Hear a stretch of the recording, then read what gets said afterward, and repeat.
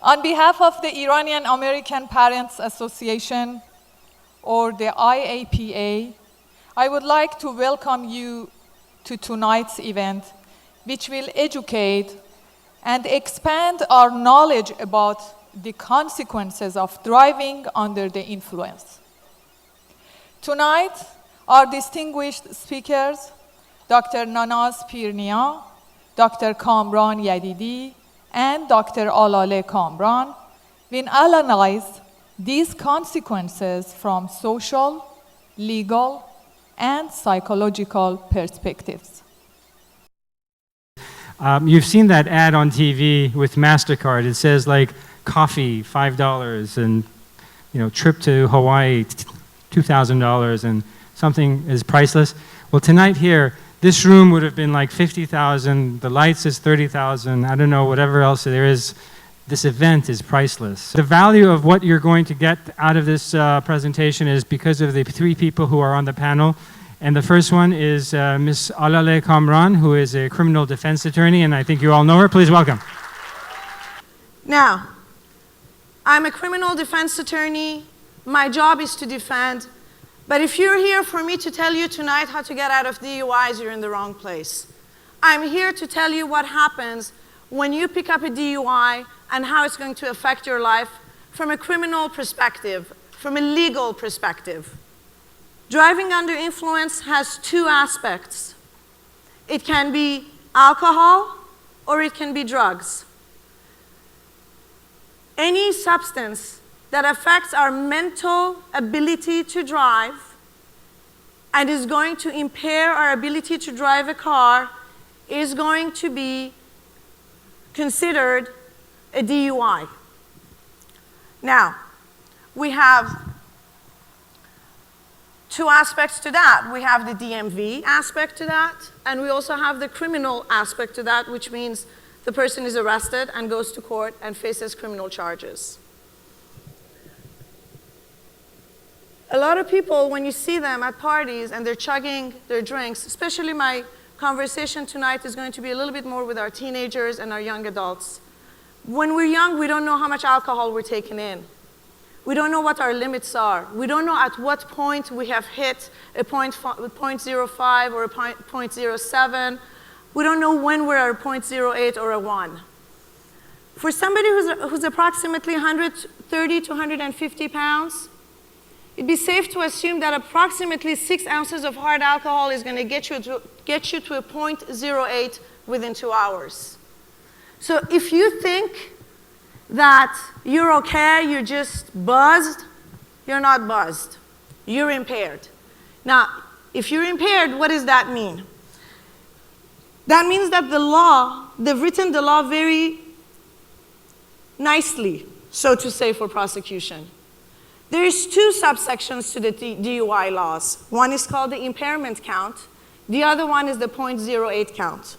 For example, if I'm used to drinking, if I get up in the morning and I drink, and then I have another drink before I have another drink, and I have another drink at lunch, and 10 by the time evening rolls around, and I can still walk and function, and I may not be, personally, I may not think that I'm impaired, but I've hit a 0.08, I am legally drunk.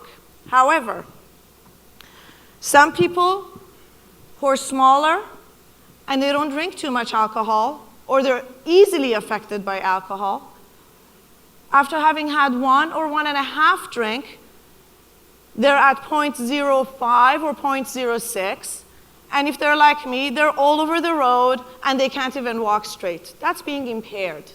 And when you're impaired, you are drunk as far as the DUI laws are concerned. And if you get pulled over and the officer thinks you are impaired and you fail on the FSTs, and I will talk about those field sobriety tests, if you fail those FSTs, you're going to get arrested and you're going to get taken down to the police station where you're going to sit for a few hours, and then they're going to give you a ticket, and then you're going to have to go to court, and this is where your life changes. Now, for those of you who are under the age of 21, any amount of alcohol in your blood system is going to result in you losing your driver's license. If it's between 0.01 and 0.05, the DMV will ding you for a year. Bye-bye, no driver's license. So what's going to happen in your mind? You don't have a driver's license, you're 19 years old, you have places to go, places to be, and you have a ton of friends who are driving and partying, and you just cannot believe your rotten luck. Why is it that you don't have a driver's license? So what do? You sit behind the wheel now without a driver's license. And then you get pulled over because you have a suspended driver's license. Now you've picked up a second misdemeanor. The first one was the DUI, if you were convicted of a DUI. Now you have a second one, which is the driving on a suspended license, which can trigger a probation violation. Now, let's take the same thing for adults. If you're over the age of 21 and you're drinking and driving and get arrested and are eventually convicted, if you lose your driver's license and while your driver's license is suspended or revoked or whatever they do to it at the DMV, and you pick up a second misdemeanor, you get a probation violation, or you can end up doing some jail time, and I'm going to go through all of that, what's going to happen. But what's going to happen is that even at the end of the probation, even if we clean it up, even if you've done really well, even if we go back and terminate your probation, even if we expunge it, and that's a misnomer because there's no such thing as an expungement, for some applications, somewhere down the line, with some state agencies, with some universities and some professions, you will have to disclose those. And even though people are not supposed to look at those, they will look at those. And it will reflect upon you for a long time, badly upon you. Now, driving under the influence of drugs and alcohol in and of itself is a crime, if convicted. I have to think on this side. I'm thinking like a defense attorney. I have to change seats here. Now, there's also enhancements. What does that mean? That means that if certain conditions apply, and they can prove, the district attorney or the city attorney can prove those certain conditions, they can add enhancements to the charge. For example, if your blood alcohol level is over 0.15, now they can add, that brings additional jail sentence. Or if, for older individuals who have their children in the back of the car, if you have a child under the age of 14 and you are DUI, that's an additional jail sentence or an additional enhancement that the DA can charge. If you've had a prior conviction within the last 10 years, so they look at 10 years. If you've had a prior conviction within the last 10 years, your jail sentence on the new case, on the new DUI, is going to go up. If you refuse to submit to the chemical testing, there is an increased jail term for refusing to do that. Now, if you're drinking, and if you've been drinking and you're driving and you're going about 20 miles over the speed limit on the street surfaces, and I think 30 in the highway, that's an additional enhancement. So think about all the different ways that you can be dinged if you choose to drink and drive. This is not an indictment on drinking. This is an indictment on drinking and driving. I just want everybody to be clear on that. Now, if there is drinking and driving and there is an accident, that's felony. That will be filed as a felony. And if somebody happens to die, and unfortunately it does happen, it has happened several times. I think one just made a lot of noise in the community and brought all of us together here tonight. But in the last 18 years, I have seen more than my fair share. On a first-time offense, it's a vehicular manslaughter. If the person who's driving under the influence has a prior conviction for driving under the influence, the prosecution can charge that as murder. and murder is the type of crime that if one is convicted, one will do life sentence in prison. And life sentences in California, even though we have a parole system, no one is getting parole. At least no one that I've heard of. So, what are the punishments for DUIs? And I'm going to go through the broad range of it. You have jail on a first-time offense, probably 4 to 8 hours until they release you. Then you have, on a second conviction, you have 96 hours. It can go up to 120, 180 days on subsequent convictions. On a felony conviction, it can be 16 months state prison, 2 years, or 3 years state prison, if there are no other enhancements. The court can require an interlock device be installed on the car on a second or third or subsequent conviction. Your car can be taken, it can be impounded, or it can be forfeited. There is Caltrans and community service. Next time you drive down the freeway or drive down the streets and you see those people that are cleaning the freeways, they're nicely picking up the trash on the freeways, a lot of those people are serving their DUI Caltrans hours cleaning up the freeways. Some people end up doing community service. Most people will pay a fine. The minimum fine is $390. By the time you add penalties and assessments, that's about $1,400, $1,346. Then you have your insurance that's going to go up. You're going to have the loss of driver's license, at least for 6 months. On a second, third, or fourth or subsequent conviction, it goes up. It's 2 years, and then 3 years. Sometimes you can lose your driver's license for 4 years. In case of a vehicular manslaughter, it's 10 years, loss of a driver's license. Let me take a side note. If you drive your car, and you don't have to be drunk, if you drive your car as a deadly weapon and you try to strike somebody with your car, and that 245 assault with a deadly weapon is sustained, you will lose your driver's license for 10 years. I just needed to say that because we've seen that in the community. It's happened before. Now, when you put everything together and when you look at everything that can happen in a DUI situation, by the time you're arrested, by the time you've gone through the humiliation of having gone to jail, by the time you've told that to your parents, you've lost your driver's license, your insurance has gone up, you've paid fines and fees, you've had to hire an attorney, you have to go to court, the court is going to end up sending you, in some of the cases, you have to go to the hospital and morgue program. As part of your sentence, you will have to go to the hospital and to the morgue to see dead people who were killed in drunk driving accidents. By the time you go through all of that, and by the time you pay all the costs, you have at least spent somewhere between $10,000 to $15,000.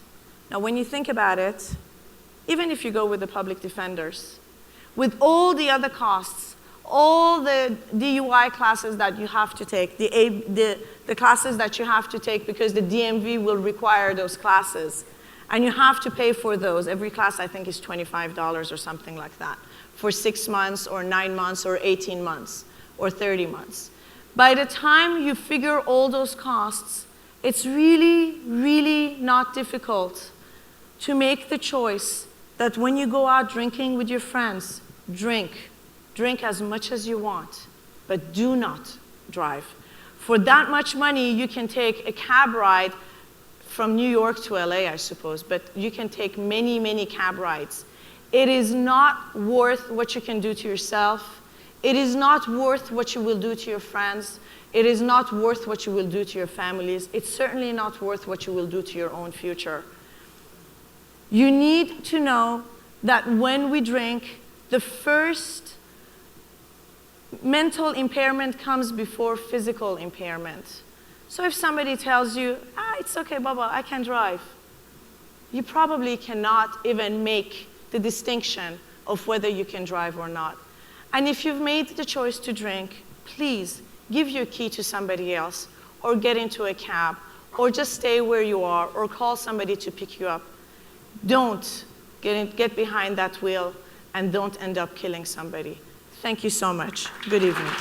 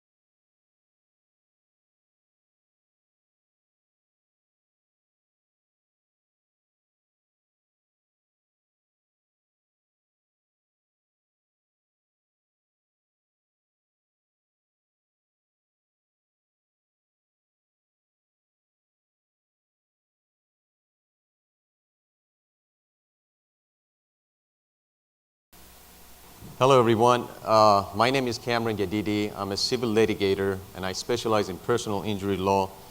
And if anybody has any sensitivity as far as looking at some nasty photographs, please, I won't be insulted if you just get up and turn around and just listen to the speech rather than looking at the photographs.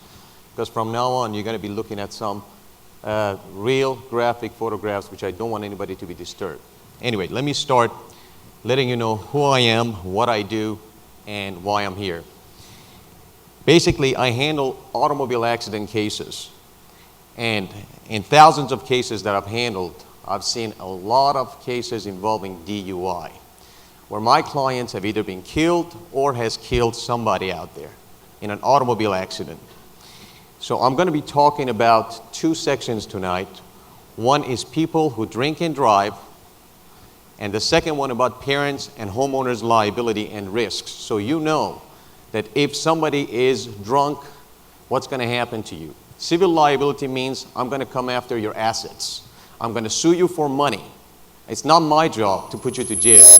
We do have DAs, we have police, we have everybody else who will follow you and put you to jail, but my job as a civil attorney will sue you for money. Now, you meaning not just the child, not just the drunk driver, anybody else that we can get our hands on.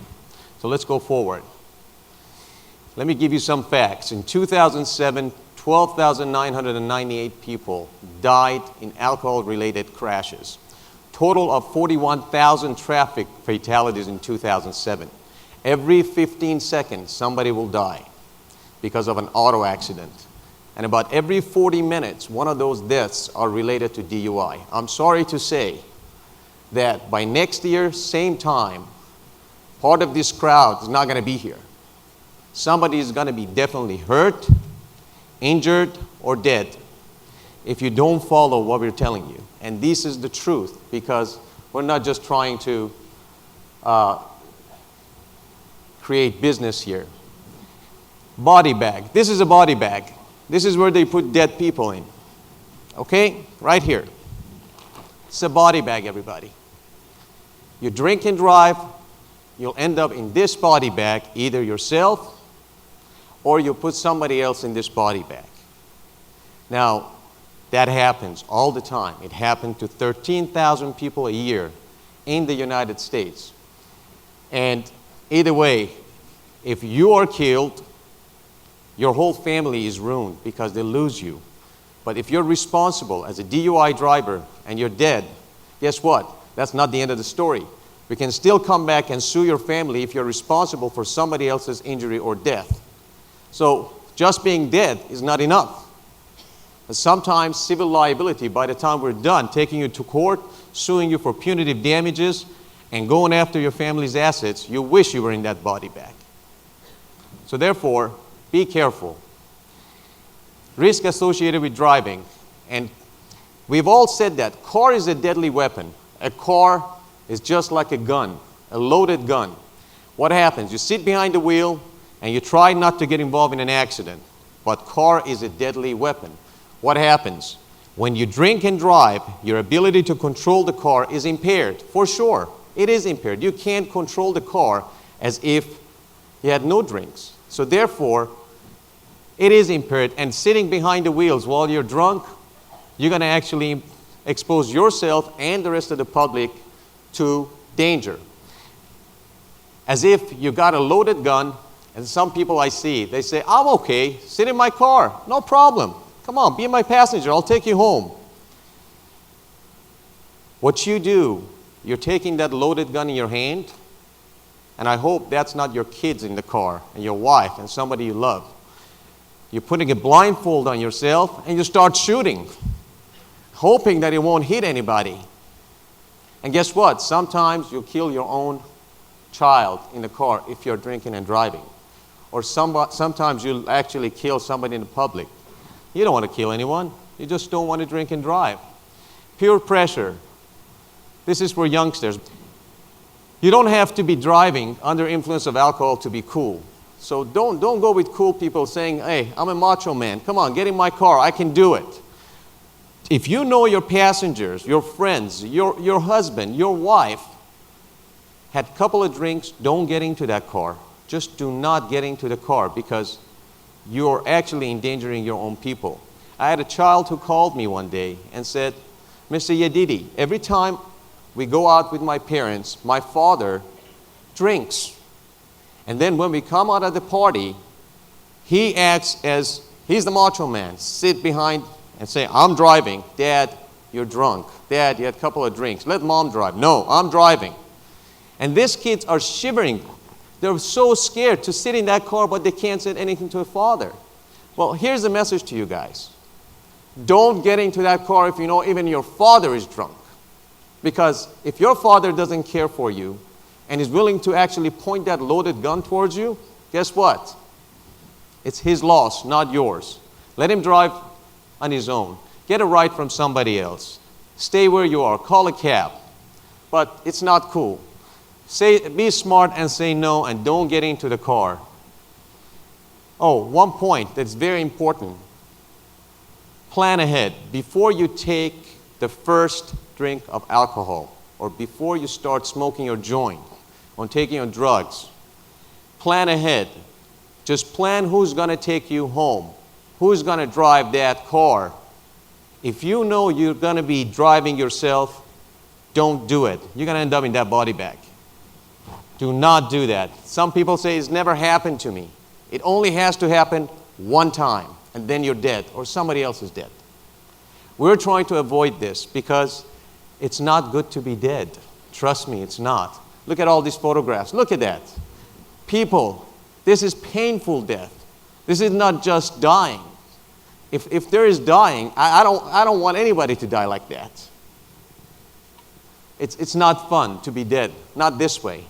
Okay, we can live a long life and just be dead when God wants us to go, but not this way.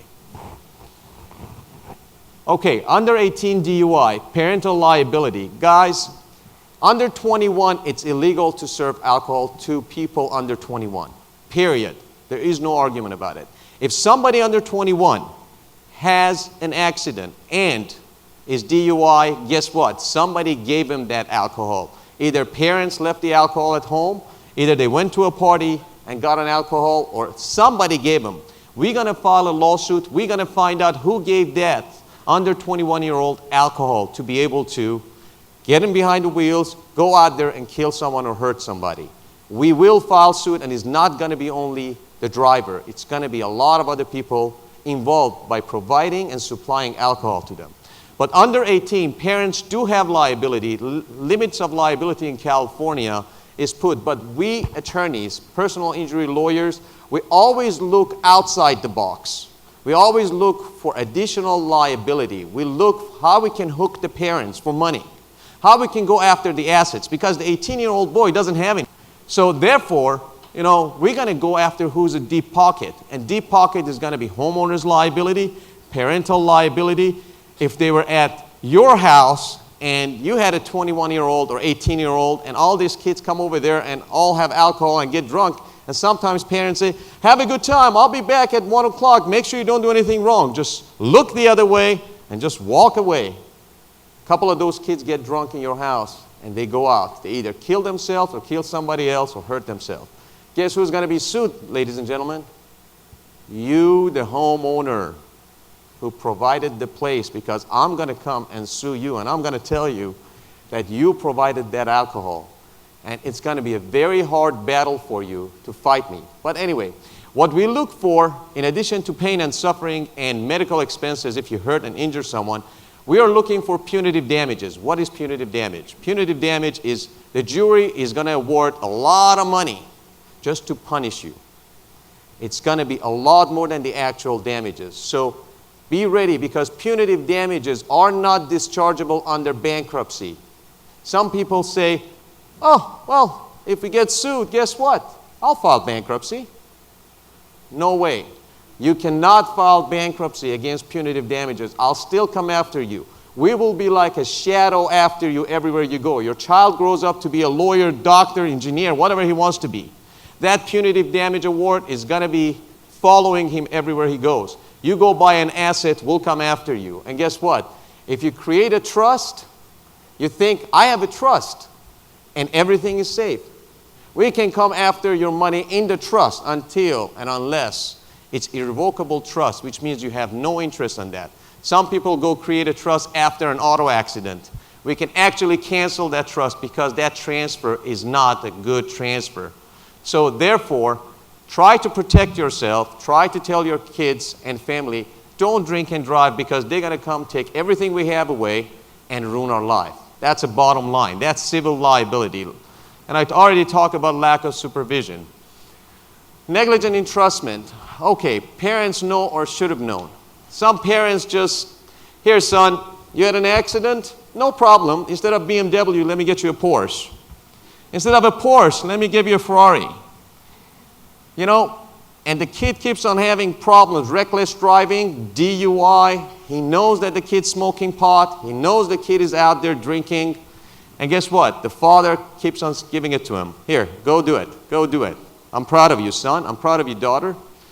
You know what? That's negligence. That negligent entrustment, that's looking the other way. And it says, you should have known that he's a danger to the society and himself. By you providing that car and the key to him, especially if they're under 21, will still come after you. We try to look for an excuse and a way to come after parents and family. So don't do it. I already talked about it's illegal to serve alcohol to people under 21. I already talked about parties that you guys throw for people under 21 in your house that get drunk and go kill someone. Here's another one. A child goes to a party. The child leaves the party and goes have an accident. either kills himself or kills somebody else or hurt himself. Guess what? The child that drank inside of your house and went and had an accident, and he's under 21, he himself can come back. His parents can come back and sue you. Why did you serve alcohol to my child, to my under 21? You did an illegal act. So you will be sued. And I'm here to tell you, you will be sued. And we all look for that excuse to come after your assets. We look for deep pockets. So you all have a lot of money. So watch out for your kids, okay? Because you'll be sued if you don't protect it. And you got to be a parent. I'm not here to tell your kids, by the way, guys, I'm not here to tell you guys, don't drink, don't do drugs. I'm not a parent for you. You have your own parents. Your parents can manage you. My job is to tell you the consequences. If you do drink, plan ahead, just don't drive. Okay? Just don't drive. Because you lose your life, your family's life, and some innocent party's life. Have you ever faced children who are ages of 3, 5, and 7 who lost their mother? Imagine when you lost your mother, or if you have a mother right now, or have a mother, you lost your mom when you were 3 or 4 or 5 years old. Imagine that for a second. And some jerk who was doing DUI in the street killed her. How would you feel? You will go and you'll make sure that drunk driver is going to be in jail, and you'll love to have him visited by Baba repeatedly, and you'll come and hire a lawyer like me and say, go take their entire life away. And that's what we do. Don't do it, because life is precious, and some innocent people are out there, they're getting hurt and killed. I don't want you to do that. Criminal versus civil. This is very important. Criminal, to convict you, they need beyond the reasonable doubt. They got to be for sure guilty to put them in jail. They need 0.08 alcohol level. For civil, for me to sue you, I don't need that. All I need is impairment. I don't care if you had a beer. If your alcohol level is 0.01, that means you had alcohol, and I will sue you, because in civil court, all we need is 51%. It's called preponderance of the evidence. That means if I prove that you had alcohol while you were driving, you can be sued for punitive damages. And we do that all the time. We sue people for punitive damages. We love it. We love punitive damages. Don't get sued for punitive damage. And by the way, jurors hate drunk drivers.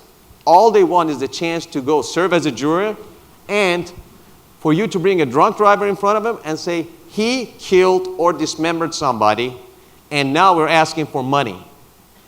You know what will happen? They give you all the money you ask for. They hate drunk drivers. They will give us punitive damage, so be careful. Adult parties I already spoke about. Oh, here's another one. You have parties. A lot of us do have parties at our home, and we think it's fun to overload our guests with a lot of alcohol. It's fun to do. That's great. But be a responsible host. It is true that you cannot be sued for people over 21 who drink at your house, and if they go have an accident, they cannot easily come back and sue you. It's not easy to come back and sue you if you serve alcohol to people over 21. But it is possible. If you saw that your guest is highly intoxicated, and you had the key in your hand, and you entrusted that key back to a fully intoxicated person, we believe, and there's a huge move right now in the lawyers' associations in California, that they are working on that to be able to go after what is called the social host. All right, so don't give him the car key. Hey, let him be pissed off at you. Let him be mad at you. Call a cab for him. Tell him I'll bring your car for you tomorrow. Just be a nice host. Don't give him the key, because it's not just being sued by lawyers and risk of money. You may be able to save someone's life, your guest or somebody else on the road. That's a good deed. Don't do it. Don't give him the key. Try not to. Try to close the bar early if you have a party. Don't keep it open until 3, 4 in the morning, because people don't understand. As Alale said here, They have the first one, they don't feel anything because he hasn't hit them yet. Second, third, and fourth, by then, they feel a little buzzed. But once they get behind the wheel, they are drunk. They are drunk. They're sitting behind that deadly weapon. Look at all those dead people. Look at all these pictures. These are real lives. These are dead people. You don't want to end up there. You just don't. You really don't. And then risking passengers' lives, your kids and others. Would you ever put your family at risk? If you do, I don't want to talk to you. Really. How many of you would? Raise your hand, by the way. I want to see this. How many people would put their kids in a car, drive while they're drunk? Better than that, how many of you would actually line up your child or your children by the wall with a loaded gun, blindfolded, and start shooting and hoping that it won't kill them? How many of you would do that? None of you, right? Well, that's good, because drinking and driving, that's what it will do to you and your family. Anyway, as far as civil liability, people who have a lot of assets, I've been talking about it on the radio. Buy umbrella insurance, high limits. At least umbrella insurance can cover part of your assets. And if the guy is not badly hurt and you get sued for some damages, your insurance will come and cover it. But I got to tell you, insurance companies don't cover punitive damages. They only cover regular damages, what we call special and general damages. But still, if you have a good umbrella for your household, then you're okay. I already talked about trust. Post-accident asset transfer is not good. It's not going to help you. It becomes a fraudulent transfer. And after-death liability, that's a good one. You're driving, you're drunk. You harm somebody, and you get killed yourself on the way. And you think, hey, that's the end of the story. No. We can still sue your family for your assets if you harm somebody, even after you're dead. We can come after your assets. So you're dead, and your heirs, your children, your family would be left with no money if you seriously harm somebody. And tonight you're going to be hearing from a very nice lady here from MAD who was hurt in an automobile accident and a drunk driver involved. And she's going to give you some talk, and you'll see how bad people can get hurt. I already talked about plan ahead or body bag. And we talked about, taking the first sip of alcohol. Guys, one thing I don't want you to forget is this. It's a body bag. It's empty. I was going to bring an actual dead body here today. I was. And Nanas Pirnia said, don't do it. Don't do it because it's going to be devastating for a lot of people. So just imagine this body bag is waiting for a body to get in there. Don't be the one to be in there. You don't want to be there. And by the way, dealing with the guilt, if you kill someone, forget about all the money, but just killing someone, you feel guilty for the rest of your life. It's awful. It's awful. After this seminar, this is very good. You leave here, a lot of people, after they walk out of here, they say, that was a good seminar, we're done. Okay, we know about DUI, we know about the fact we're going to get sued, we know some people get killed, and so on and so forth. I think it is important for parents to sit and talk to their children, and children talking back to the parents freely and openly about the risks involved for the family. Sometimes your children can teach you a lot of stuff. Listen to them. Our kids are smart. A lot of them are very knowledgeable. They're very intelligent. So, and if your children are going out, make sure you give them money for cab fare. 20, 30, 40 bucks will bring them home. It's better to have them home alive than dead. Couple of bucks does not make any difference in your lives. So, you don't want to get them in the morning in a body bag. Trust me, you don't. And what I want to do tonight with this speech, I want to say goodbye to body bag, and I want to say hello to life. Let's cut this. Let's forget about this. Okay? Let's forget it. We're done with body bags. Not in our community, not in our society.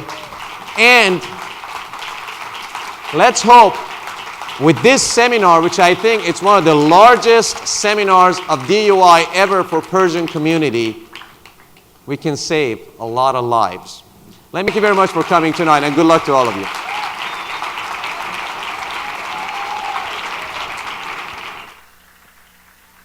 Give a big hand for our speakers. They were wonderful.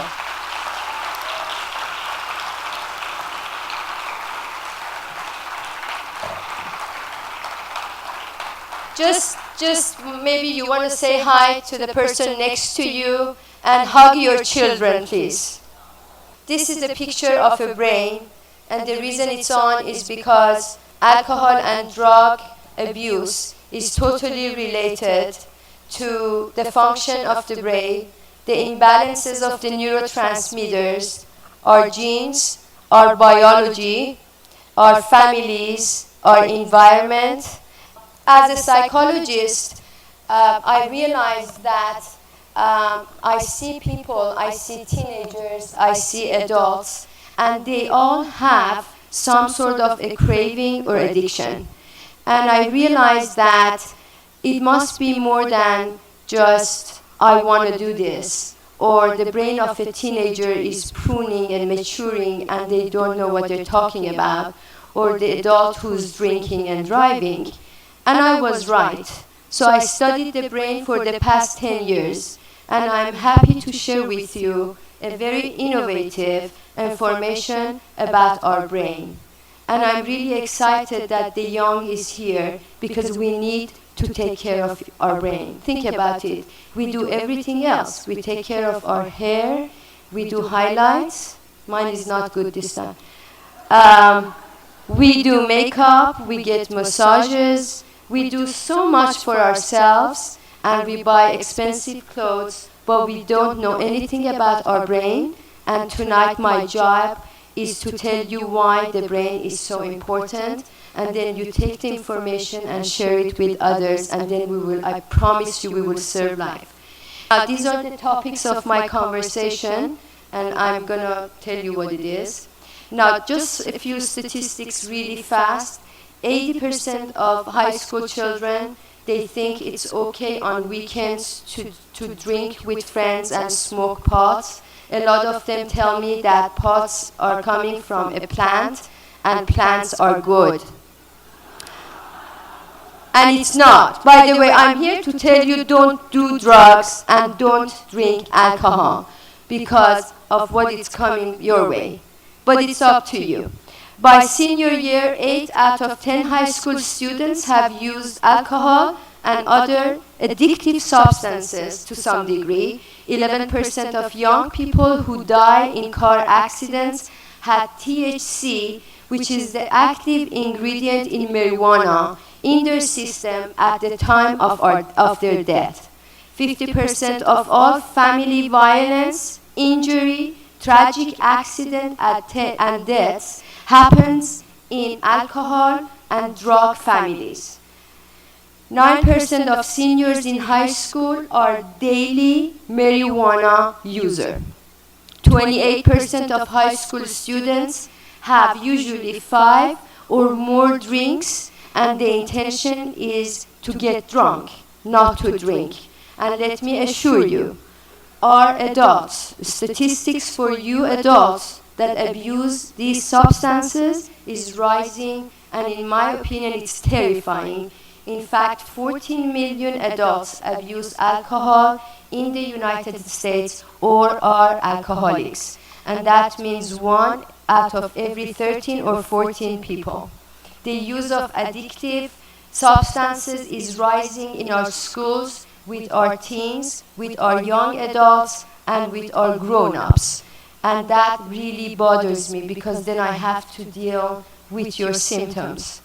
The number of students arriving at school or driving a car under the influence in using an illegal substance is actually risen dramatically.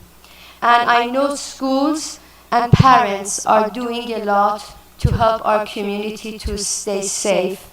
But honestly, right now, as I'm talking to you, I have amazing statistics and sad statistics of not only substance abuse, I have information on interpersonal violence, STD, a sedentary lifestyle, physical and emotional abuse, poor nutrition, none of you are eating well, and I'm going to tell you what to eat, excessive stress, and unwanted pregnancies, and much more. But the leading cause of death in the United States of America is actually drinking and driving, and the death is between the ages of 10 and 24. And the use of illicit drugs in America is greater than all these industrial nations combined together. And 40% of motor vehicle crash, accident, and death happens in this country. And we're going to do something about it from this room. Also, alcohol is the probable cause of death in young people than all the other illegal substances combined. So think about it. This can have irreversible outcome and translate to the difference between living and dying. And we want you to be safe, sound, together.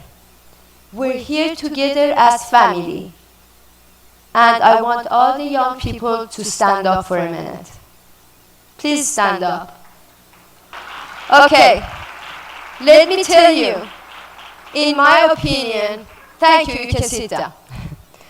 In my opinion, remember, we're here to start together, to be kinder and nicer together, and start to bond together. Even if you're upset at each other, and if you don't have a talent to communicate and speak nicely, start it today. We need to bond. We have each other. I don't want anyone to end there. And this is not just for children and youth. It's for all of us. We need to keep each other safe. Why children and youth use addictive substances? This is my opinion. This is my personal experience of 25 years. Increase in family dysfunction, lack of maternal bond and family bond. Maternal is for the people who do not bond with their mothers at birth for the first 5 years. There is a problem with the maturing and pruning of the brain. I believe that we need to go back also to play together, to have board games, to play ropes, to play card games, instead of all these silly, technically oriented, wonderfully damaging our brain work. Increase in pervasive and abnormal behavior, excessive parental use of addictive substances is a problem. And I feel that our teenagers and our young adults, they feel alienated, isolated, lonely, and they have a problem with self-confidence, and they think they should be all models to be liked or to be popular. And I'm going to tell you, you know, what you have to offer is so unique. There is only one Nanas Pirnia in the world. How fantastic that is, huh? And I'm short. What else is wrong with me? Everything, a lot of things. But you know, who cares? Who cares? I offer something from within my mind to you. I love you, I connect with you. And that matters. Don't forget that we are human beings and we need to love. Thank you. And I honestly feel that nobody really feels anything these days. And in my opinion, we drink and we do drugs and we steal the medications in the medicine box to basically not feel good, but keep us away from feeling bad. And I want to talk about that with you.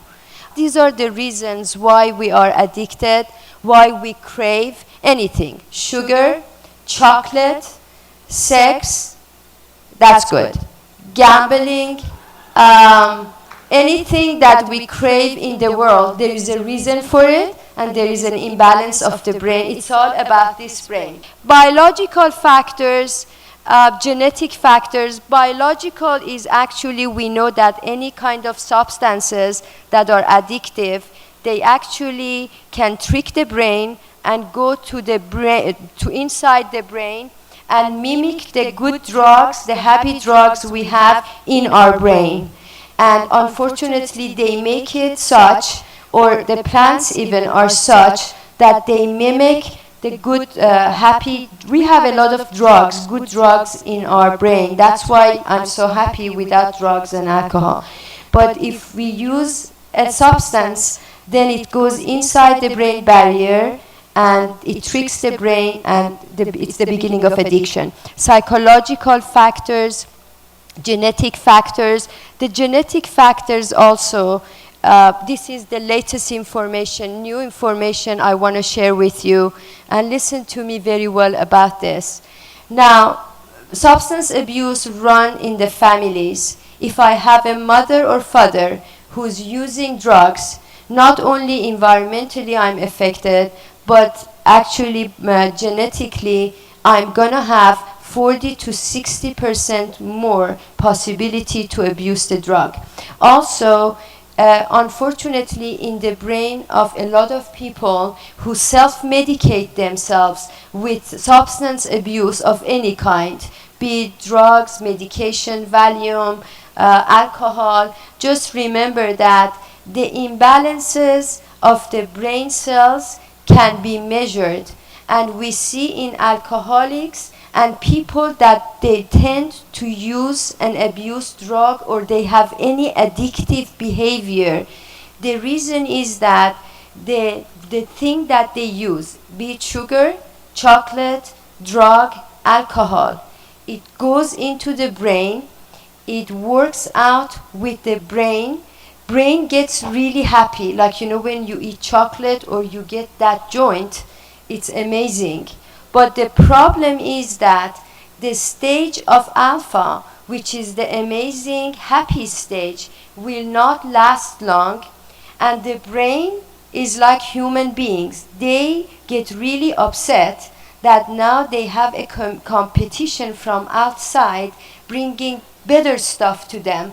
So when the let's say the drug goes inside the brain, it gives you 10 times more dopamine. And the dopamine gets to the brain, gets you so excited, happy, I forget about everything. And let me tell you something. Do you think that if this was a good thing, any of us would not want to try it and would not want to do it? I promise you, after this event, I'm so excited and exhausted. I don't mind to feel numb and feel nothing for a few hours. The problem is that my good drug in my brain, which is here, this is the emotion center, and all the good drugs are here.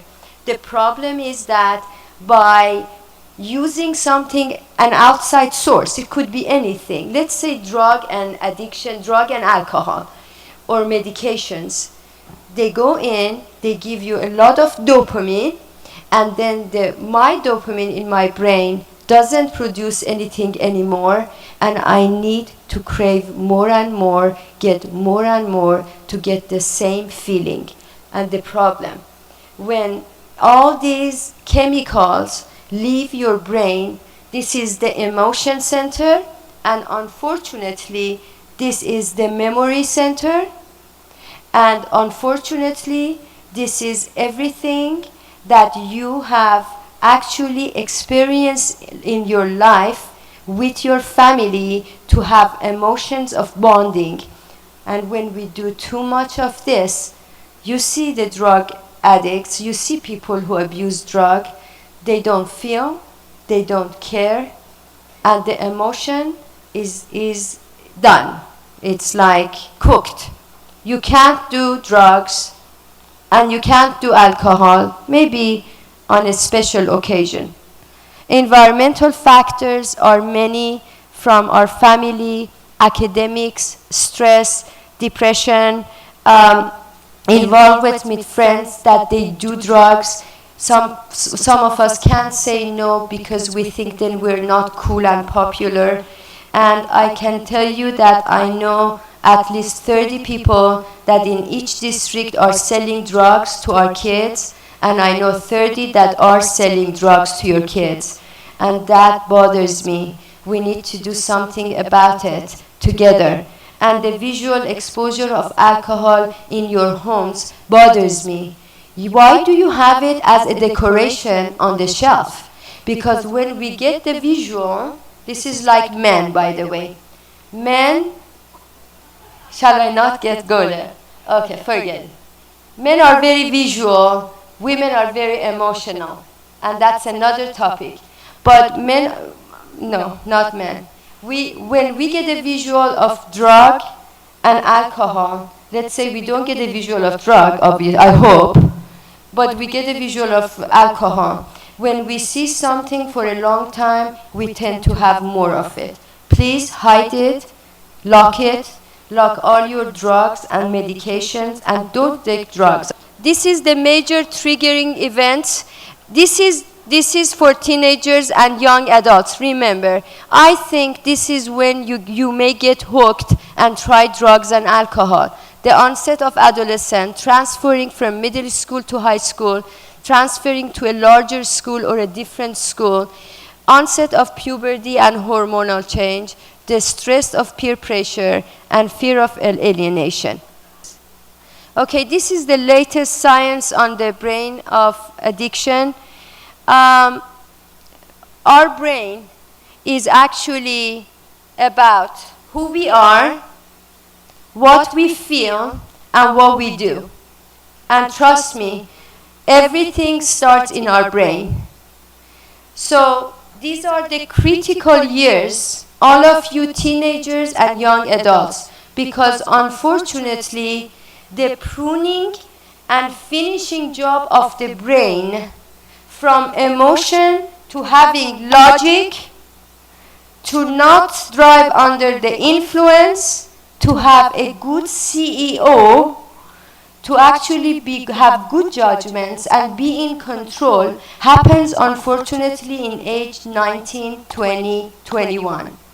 So I understand the teenagers, but that's not a good excuse, okay? Because you're here and we're telling you.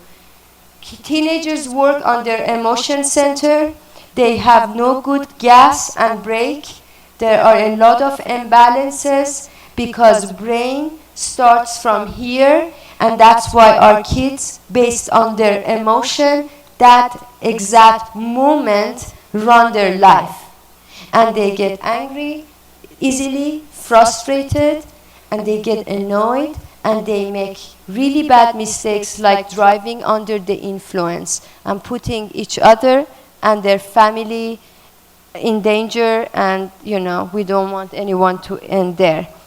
Unfortunately, at the time that the brain of teenagers is not ready to make good decisions, same time the hormones are kicking and making our teenagers to be very vulnerable to their emotions, and they really make even worse decisions, and that's a very dangerous time for them to drive, drink, and do other things. Sleep schedule is totally off, and I understand the teenagers because melatonin, that is actually a natural substance for us to sleep, does not happen as much till we're 20. So that's why we need the parents to be actually not controlling, but in control with a few good rules for all of you. Have a few good rules together, commit to the good rules, and stay safe for each other, because honestly, we only have our children, and we love you guys, and we don't want you dead or injured. This is the brain, and this is the frontal lobe. This is the CEO of all our brain. The teenagers, they don't have the CEO, so they are full of emotion, which is in the back, and they run their life based on their emotion. So these are the good dopamines that gives us pleasure and good feeling. And when we introduce drugs, the synapses that take the drug to the emotion center, they start not to make any more of the good drug. So when I don't look how much more compared to this, we get good drug from outside. Great, you know, the drugs, marijuana, alcohol, fantastic. But the problem is that, look at this side. They stop producing and you're in trouble. Because if you don't have good production of your good, happy hormones, you're going to be depressed. You're going to come and see me soon.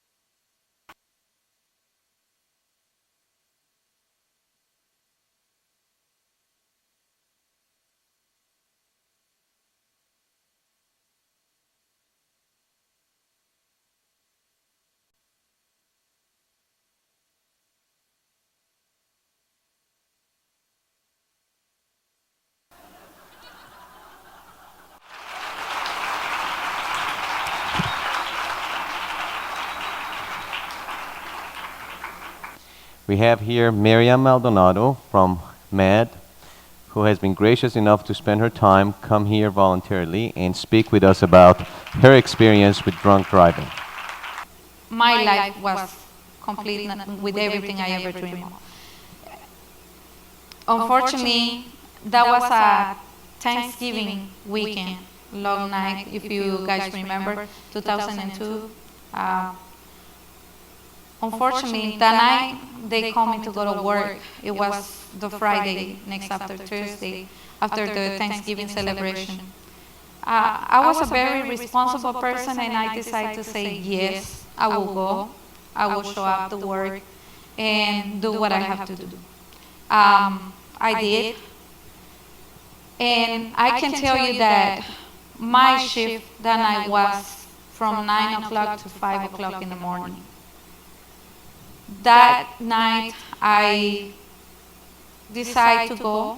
I say, well, I wanted to celebrate with my kids and my family, but I was very responsible. I was the right hand of the boss, so he'll put everything on me. And I say, I'll go. By the time I got to work, I had this strange feeling. I didn't know what. My heart was beating like extremely fast. I was worried about my family because everybody was celebrating. Everybody was enjoying their Thanksgiving long weekend. Most of them were out of town. But to make the story short, by 10:45, I decided to ask my boss for a permit to get out early. Something that in 1 year I was unable to do. He'll say, no, I need you here. I want you to stay. I don't want you to go. That night, like never before, he decided to say, yes, you can go home. I finished what I needed to finish, and by 12 o'clock, I decided to step out. I was just waiting for him to be ready and continue with the shift. By 12:05, I can tell you that I decided to go, take my car, but before I left, there were a couple of co-workers, and I used to hate seeing these guys taking the bus 12 o'clock in the night, you name it, late during the night, because not only they had to wait for too long, but it was raining that night. So I decided to take them. I took them home, left them safe at their door, and by 12:40, 12:38, I noticed that a couple of my doors were open, not completely, but they were. And I decided to stop there and say, well, I gotta close the doors, because I remember there was an occasion where my doors opened wide and I went to hit the wall, fortunately. I can tell you that I got out of my car. When I got out of my car, I went to close the doors and make sure I was safe and everybody else was safe. When I was in the back, walking right behind my car, I can tell you that 6 seconds. I remember taking 6 seconds from that time. And when I was behind it, I called this irresponsible person because that's what he was. He hit me and pinned me between the two cars. He threw me together with the two cars, me between the two cars, 6 feet away from the original position. He was not only irresponsible, but he was drunk. He was 3 times limit of alcohol. He was high speed. The speed he used in that small street where I thought it was the safest place was between 55 and 57 miles per hour. Standing right behind my car, being pinned between the two cars, my entire legs took the whole impact of this irresponsible. And the only thing he could say, I was bleeding to death, and the only thing he could say when he got out, being completely stupid of being drunk, he said, I paid for the damages. I didn't know that people suffer damages, people suffer injuries. And as a consequence of his stupidity that I call, I had to pay the consequences. Horrible, long nights in the hospital. And as you can see, we were close to Christmas time. Unfortunately, That year I gave my girls suffering, sorrow, pain, you name it. And because of his wrong making and for him making the wrong decisions, that night I'm paying the consequences. I have had a lot of surgeries, not only that, going through life, sitting in this chair, that I did not choose to be in. He put me in this position. He made the choices for me. He chose to drink and drive the night and not call a cab, and I have to pay the consequences of his actions. My kids have to pay it. Everybody else in my family. As you can see, the choices we make in life has devastating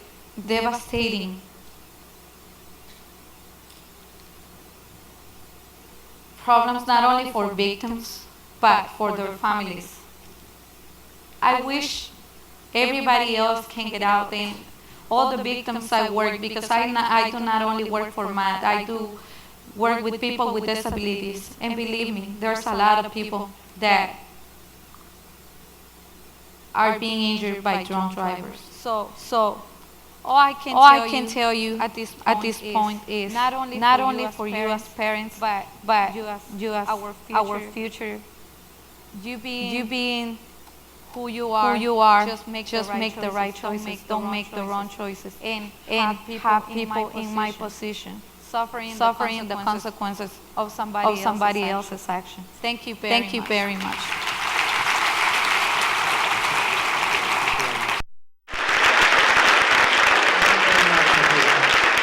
From the Beverly Hills Police Department, Sergeant Joseph Cirillo and Brad Cornelius, who just come to share with us their first experience at accidents when they show up, so that you can understand the police side of the story. My name is Brad Cornelius, and I'm a sergeant with the Beverly Hills Police Department. That's the traffic enforcement section. For those of you who live in Beverly Hills, you've probably seen Officer Kramer on one of these motorcycles. They work for me around this high school. We're not limited to the Beverly Hills area when it comes to the other things we do, and that's our investigations of the more serious injuries that that are involved in collisions. Out of my bureau, we do the traffic enforcement, we do the red light photo enforcement, and of course, major collision response team. That's where we go out and investigate the causes of collisions that cause serious bodily injury or death. The front end of that car, by the way, has not been removed. The front end of that car is inside the driver's seat of that car. I just mentioned, the criminal defense attorney, excuse me for forgetting the name right now, I promised I would talk about the Watson advisement. In our investigations in my unit, I bring more people to trial for homicide than our detective bureau for murder, okay? We invest, more people die at the result of a car crash, and I investigate more homicides than our whole detective division. So part of this is a reality check, and this Watson advisement is something that comes into being when you get arrested for DUI. The judge is going to tell you, and this is the section here, and I don't want to go into the long aspect, I've highlighted it in red, that if you do drink and drive and cause injury or death, or specifically death to somebody, and someone's killed by your actions, you can be charged with murder. And you're going to get that advisement, and as the consequences that we talked about, you can go away forever. That's the front end of that Honda CR-V that I showed you. That hit the worst possible thing you could hit, a fixed object. And the worst possible fixed object you can hit is a tree, because the tree doesn't move. You could run into a wall, you could run into a house, those things give way and displace the energy of a crash. So my job as an investigator or a supervisor of that unit is I get the calls at all hours of the night to investigate these collisions, and it's a hard job. This one in particular, just up on 4 blocks from here, just up the street up on Sunset Boulevard. The only thing different from this one, it wasn't in the middle of the night, it was 6 o'clock in the morning when this happened. This Jaguar is completely wrapped around that tree. The driver is still in this car while it's photographed here. I changed the sign to stay speed check by tree instead of speed check by radar. That's a 35 mile an hour street, and he came around that corner doing in excess of 60 miles an hour, went sideways, hit the tree. While we're investigating this, I mean, his life is gone, he's dead. We have the street closed because of our investigation, and I see a young lady approaching about 100 yards away, and I go to tell her, I'm sorry, you can't come in this area, we're still investigating. And she starts asking me the questions. Is that a Jaguar? Yes, it is. Well, she put 2 and 2 together because this person was on their way to meet somebody, and of course, when they didn't get there, they called her.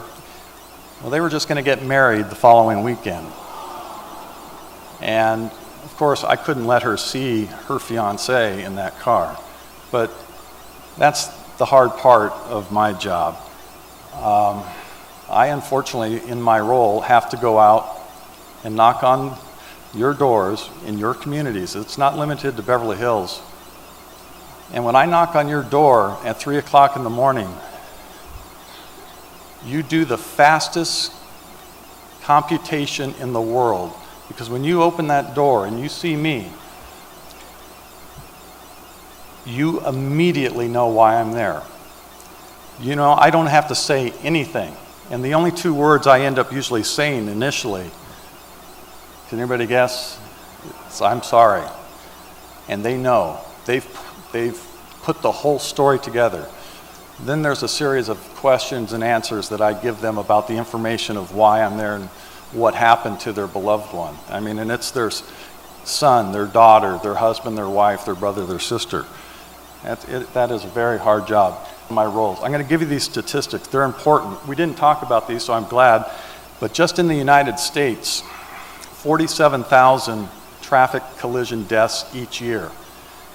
You know, what do numbers mean? Until they smack you on top of the head, do you really get the impact? If we had 2 jet planes, full Boeing 737s crashing every week full of teenagers, somebody would be paying attention. Not a lot of people be flying, but we would be paying attention. But these statistics are the same numbers. They impact people's lives the same way. Of that 47,000 people, 12,000 of those are teenage drivers.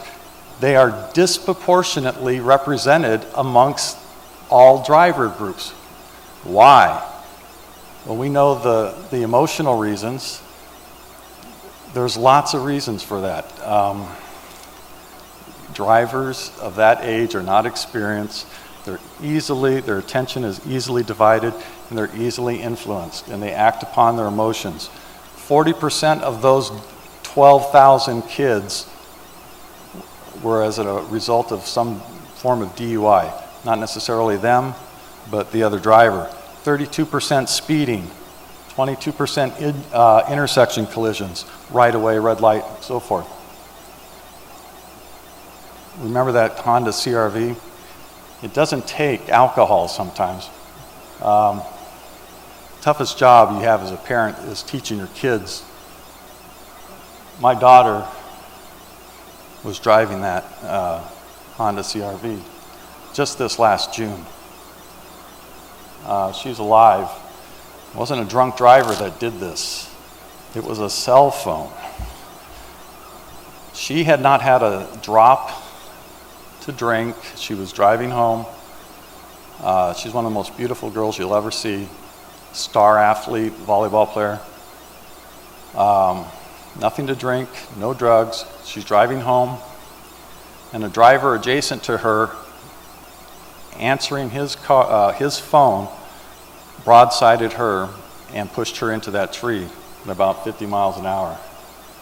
That's my daughter now. So what I'm here to tell you is, please think about consequences of your actions. You don't have to be driving to have life-changing events. You don't have to be drinking to have life-changing events. Don't get in a car of somebody that has been. So please, if I can't impress this upon you, no one can. Think, think, think. And teens are dying, as I mentioned, in motor vehicles crashes at an alarming rate, well more than they're represented. So what I highlighted in red here is exactly the things, because everybody asks, what can I do? As a parent, these simple things will eliminate the majority of these tragedies. Avoiding alcohol, reducing your speed, eliminating distractions, and wearing your seatbelts.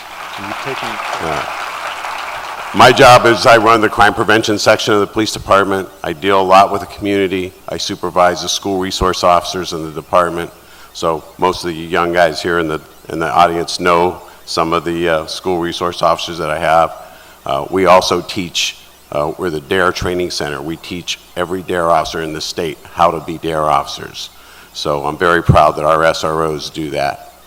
But what I want to talk to you about tonight is about a drug problem that's already in your homes, and it's lying in wait to threaten the safety of your children. I can tell you that this drug problem is as deadly as any serial killer will ever face. So you're probably asking, Sergeant, what drug problem's already in my home that's lying in wait for my kids? It's going to put my kids in danger. Well, I'll tell you, it's already right there. It's over-the-counter and prescription drug abuse. And that danger is lying in wait in the medicine cabinets of your own home. The reality is that, and I can say without any equivocation, that the abuse of over-the-counter drugs and prescription drugs is the fastest growing drug problem our teenagers face today. So if you don't believe me that it's a problem, you don't have to take my word for it. The Partnership for a Drug-Free America reports, with the exception of marijuana, teenagers are more likely to abuse over-the-counter and prescription drugs more than any other drug. The Center for Disease Control reports that emergency room visits and deaths among teenagers has risen over 21% in the past few years. And the CDC directly attributes this 21% rise to the poisoning from abuse of over-the-counter and prescription drugs. You know, I'll bet for the most part, most all of you are in this room right now can't tell me what prescription medicines and over-the-counter drugs you have in your medicine cabinets, or how many pills you have in your prescription bottles. You know, as you know, we warn our kids about strangers. We walk them to school. In the car, we protect them with seat belts and child safety seats. And on their bicycles, we make sure they wear helmets. And as they're growing up, we tell them of the dangers of illicit drugs. But for the most part, when we hear Vicodin, Percocet, Ritalin, Oxycontin, Adderall, Valium, Xanax, Dexedrine, they don't sound so threatening to us or our children, especially when they're juxtaposed to drugs like cocaine, heroin, ecstasy, marijuana. But please let me assure you, these drugs are just as deadly as any of the addictive illicit drugs that I've mentioned. And it's already been alluded to by Dr. Nanaz that this is true, especially for adolescents, because the propensity for addiction and permanent damage to adolescents is especially true for adolescents because they are undergoing rapid growth and development during adolescence. Their brain is as well, and The combination of this rapid growth and the neurotoxins that these drugs bring could damage their structure of their brains forever. We've seen victims of over-the-counter drug abuse have severe permanent memory loss, seizures, lack of coordination, slowed heart rate, paranoia, and respiratory problems, not to mention death.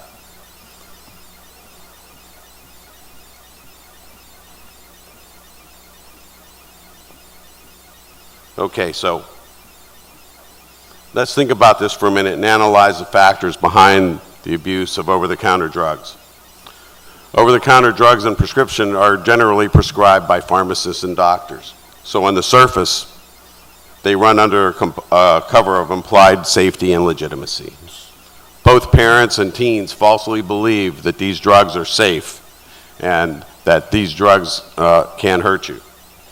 These drugs are safe and legitimate when they are taken as prescribed by doctors and pharmacists for the right people for the various maladies that we contract. However, when these drugs are not taken as prescribed or directed on the packaging just by anyone looking to get high, that implied safety and legitimacy vanishes and deadly consequences occur. When you operate a motor vehicle after abusing legal, quote, legal drugs, your ability to operate that motor vehicle is just as impaired as if you drank an excessive amount of alcohol or ingested illicit drugs. The bottom line is that your driving ability is impaired, you put yourself and others in danger, and you still face the same criminal consequences that for operating a motor vehicle under the influence of alcohol or drugs.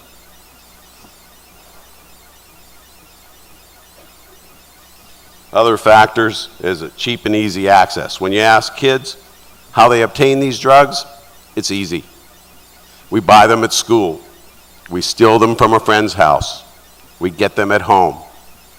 Another source is raiding their grandparents' medicine cabinet because grandparents generally have more prescription drugs prescribed to them. Secondly, over-the-counter drugs can easily be purchased at any grocery store or pharmacy for a nominal cost. Another factor is the easy access that contributes for the drugs is that doctors in America are more likely to and have prescribed more psychotropic drugs such as Ritalin to adolescents than anywhere else in the world. So with all this overprescribing, it's no wonder that these drugs are finding their ways from the medicine cabinets to our kids' backpacks. Stepped up enforcement of illicit drugs. As we step up our law enforcement activities, kids are going to be looking for other ways to get high, and this is an easy way out for them. Okay, let's look at some myths and realities. Over-the-counter drugs are safe. The reality is when abused, these drugs are very dangerous, especially when you consider potential for allergic reactions and a synergistic effect of drug interactions. This is especially true when they combine these all.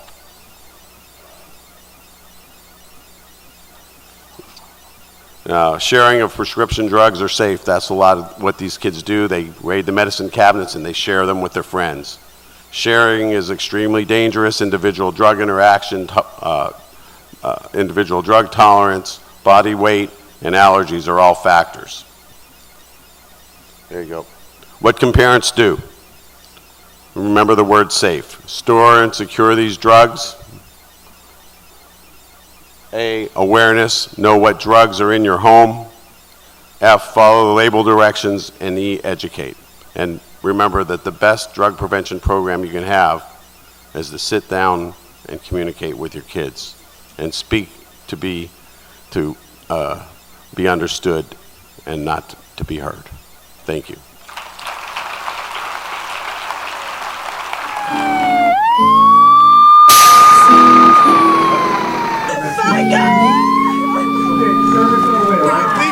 How many people in the car?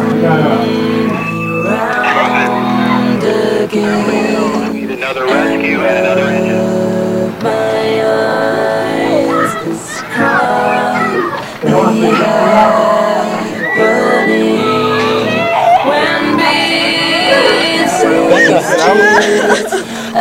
honestly, what were you thinking, man? right. I got your arm.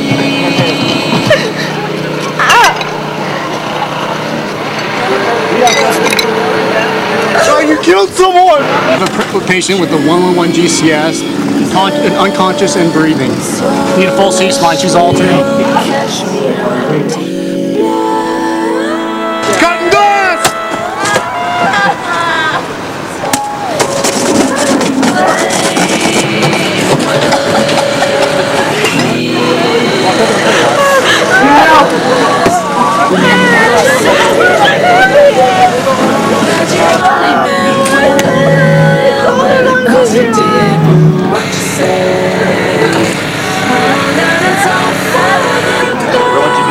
Hold her neck, okay? Hold the spine.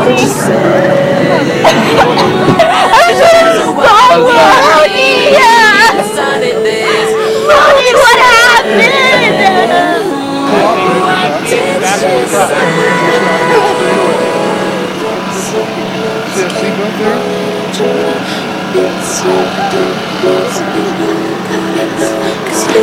You can hold her hand just like that. You can rotate her feet, use your boards. Yeah.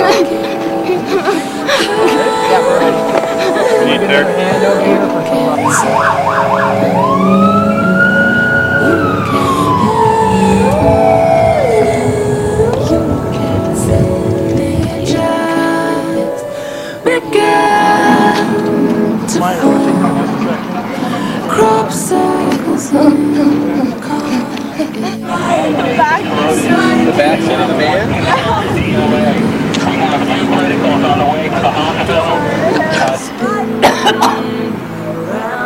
All right. Ready? Go ahead and move. Got it? Put it out. Let's begin.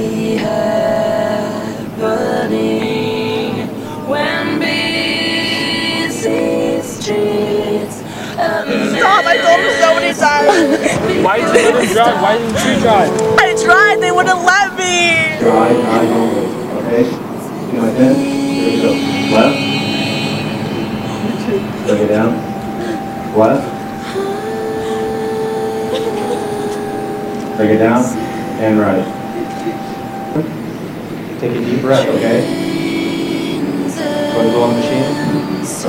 Take a deep breath and blow.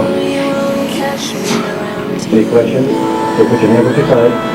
Put your chin up a little bit. See my pen? Put your palms together for me, okay?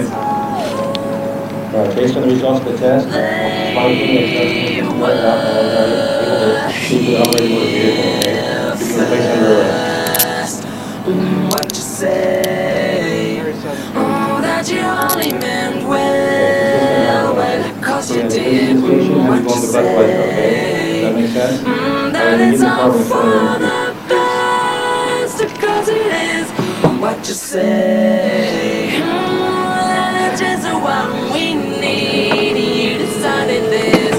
What you say? What did she say?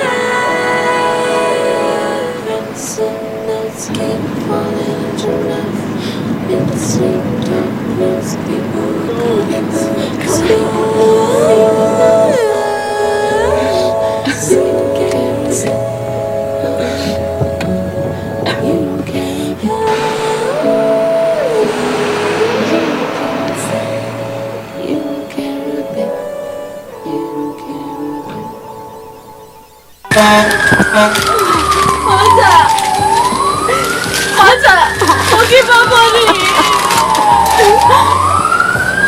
Today's Beverly Hills Rescue 3 with the trauma. How do you copy? Copy. We have a 17-year-old female that is in severe condition, weighing approximately 100 pounds, who has involved in a TC rollover, GCS of 111 for a total of 3. Has severe head.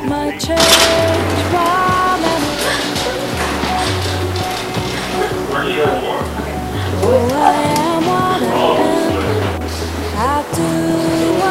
We're going? Yeah. All right. Right there, vehicle 4. Where do you go? Oh, this way. Can you call my mom? Guys, paramedics said it was a high-speed collision, so I'm really expecting some serious injuries here. What's happening to me? Relax, mommy. Try to calm down. We're spined. They call back. We need them here now. She's going to be paralyzed. I can't feel anything. I can't feel anything. She's going to be paralyzed for life, probably. Okay, what time?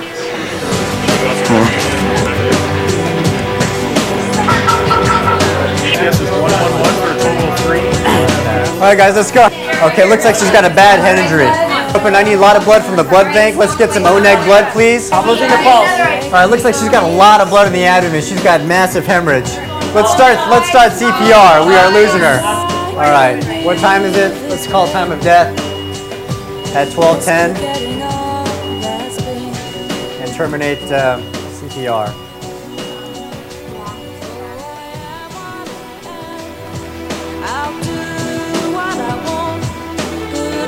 Seven 570.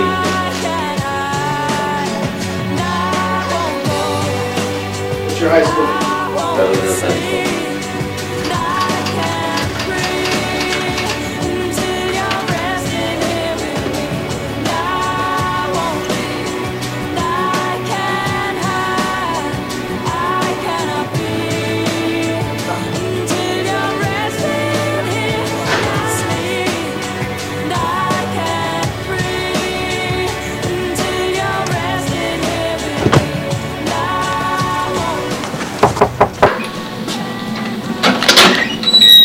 Hello, hi.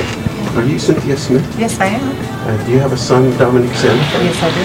I'm Sergeant Chirillo. This is Officer Smolin of Beverly Hills PD. Nice to meet you. We're telling you, unfortunately, that Dominic was in a traffic accident earlier today at Marino and Young. And it's my sad duty to inform you that as a result of his injuries, he has passed away. On behalf of the Beverly Hills Police Department, we extended you our condolences and our deepest sympathies. If there's anything we can do for you to help you with notification of the family, whatever, please let us know. We'll be glad to help you. He's been taken to a mortuary right now, and there'll be arrangements will be made for you to see. We'll get all that information for you.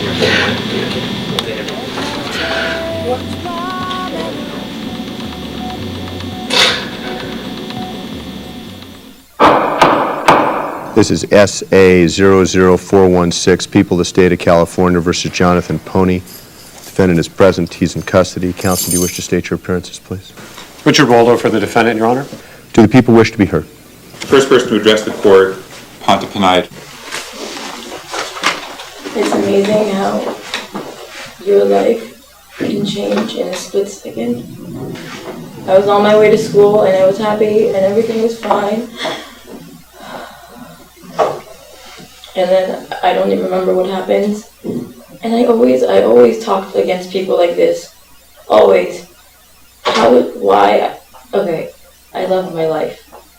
And I always look at people in wheelchairs and I feel so bad for them. And now I'm one of them. Do you know how hard it is not to move? Do you know how hard it is not to be able to move? It's not fair. It's not fair. And it's not fair to Rebecca. I want to get up.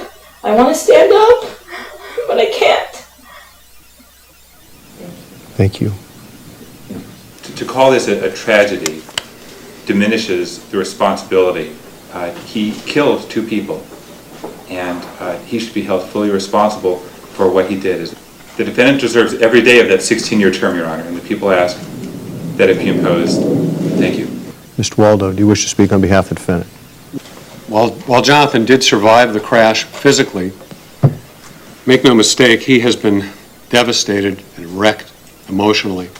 So I implore the court to show some mercy for this defendant and sentence him to a probation and a residential treatment placement, and to whichever other options that the court in its wisdom sees fit that would be more appropriate to this terrible, terrible crime. In this particular case, Mr. Pony, These are always very tragic circumstances, both for you and for everybody else. I believe you should be punished for what you did, for the impact that you've had on others, the impact you've had on your own family. And for that, the court will sentence you as follows. First of all, probation is denied. I will not give you a residential treatment program as requested by your attorney. With regard to the killing of Dominic Sandifer, the court's going to impose the middle term of 6 years in state prison. With regard to Ms. Benayan, I'm going to add an additional 5 years for the position that you've left her in. In addition to that, with regard to Ms. Rosen, the loss of her life, the court would impose the 6 years, but the law won't permit me to impose 6 years. As a result of that, the court will impose the maximum the law will allow, which is an additional 2 years of the sentence for her death in this particular case. And then for Ms. Farah Mindafar, and I apologize for the mispronunciation, the court will impose what the court is permitted to impose, which is an additional 3 years. That the court will impose in this particular case, all of these sentences running consecutive to each other. In addition, the court will impose the maximum restitution fund fine of $10,000 in this particular case. That'll be the sentence the court imposed in this particular case. I wish you good luck in your future endeavors, but I ask more than anything else that during the course of your time in prison, you think long and hard about the costs of your conduct in this particular case. That'll be the sentence in this particular case. The defendant is to be remanded to the custody of the Sheriff of Los Angeles County. He's to be transferred forthwith to the Department of Corrections. This court will stand in recess.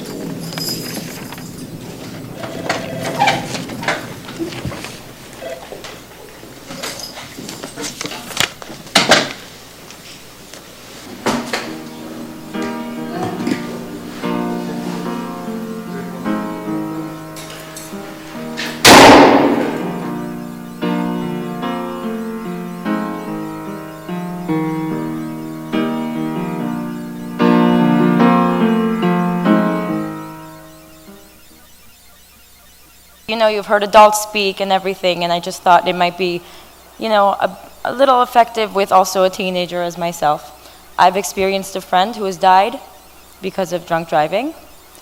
So everyone, even young adults, 25-year-olds, 27-year-olds, I know people who are 30-year-olds, and they're just like, you know, I'm fine. I could drive. I'm an adult. I know how to drive. Next thing you know, they're dead. Okay? As Persians in the Persian community, we're very conservative, and I understand that, but there is drinking in the youth, and we have to accept that. So as parents, I'm please asking you as a teenager, communication is the best key. Talk to them, say, you know what, if you drink, it's okay. One night, if you're too drunk, call me. Don't punish them. Don't punish them for trying to have fun. Praise them for being responsible. Praise them for saying, Mom, I can't drive, please pick me up. Praise them, okay? And we're not invincible. It happens. People die, and people get hurt.